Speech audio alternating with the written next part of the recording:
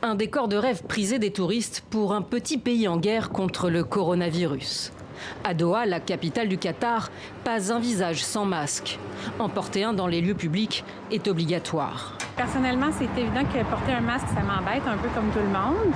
Mais je vais m'y plier parce que j'ai l'impression que si tout le monde fait son effort, peut-être que ça va mener à quelque chose.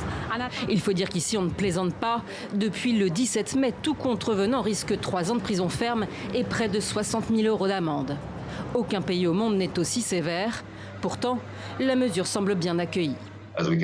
Comme on peut le voir, certaines personnes font juste ce qu'elles veulent plutôt que ce qui est correct. Donc personnellement, je pense que c'est la bonne chose à faire.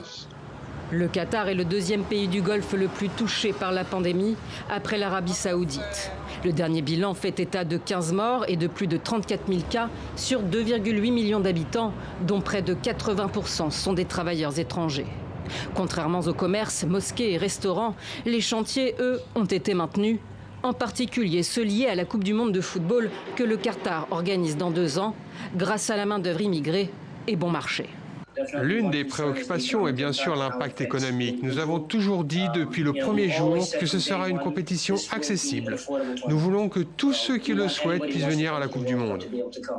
Le Qatar est l'un des pays les plus riches au monde. Il est aussi l'un des plus autoritaires.